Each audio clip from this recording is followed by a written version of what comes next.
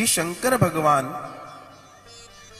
ब्रह्मा विष्णु के मध्य अग्नि स्तंभ के रूप में एक बार प्रकट हुए थे। नंदी महाराज ने कहा अग्नि स्तंभ के रूप में? बोला हां, अग्नि स्तंभ के रूप में प्रकट हुए थे। नंदी महाराज कहते हैं थोड़ा और विस्तार से बताइए।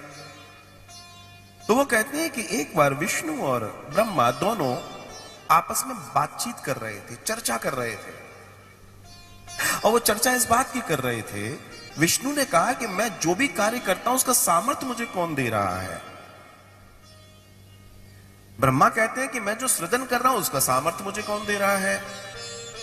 दोनों लोग इस प्रश्न पर एक दूसरे से चर्चा कर रहे हैं कि आखिर वो कौन सी शक्ति है जो ये सामर्थ्य देती है कि हम अपने कार्यों को कर पाते हैं।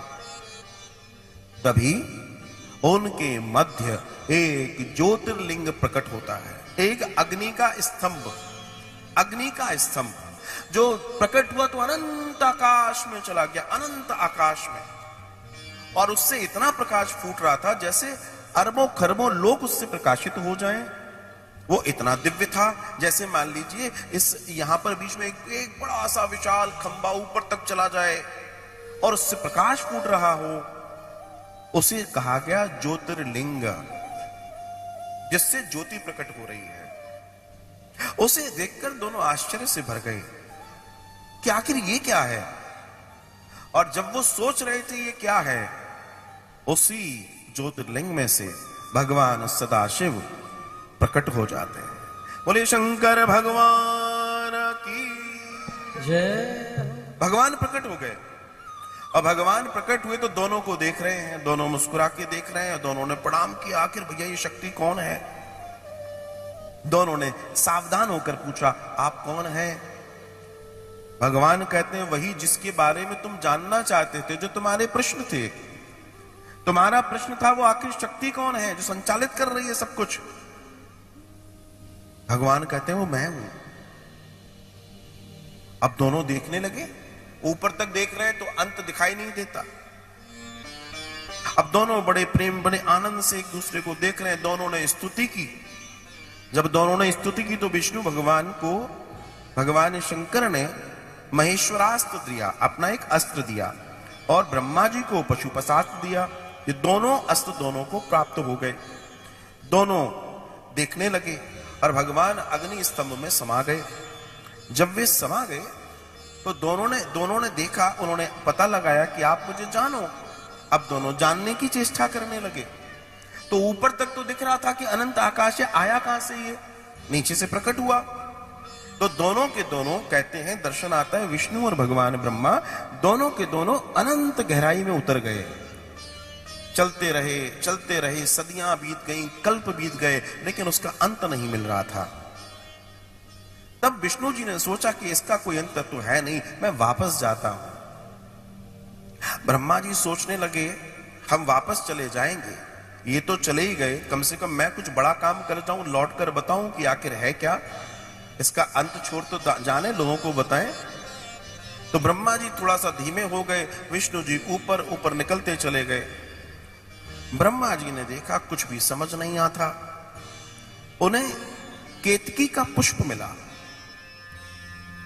उस केतकी के पुष्प से, जिसको केवड़ा कहते हैं, उस केतकी के पुष्प से उन्होंने जानना चाहा।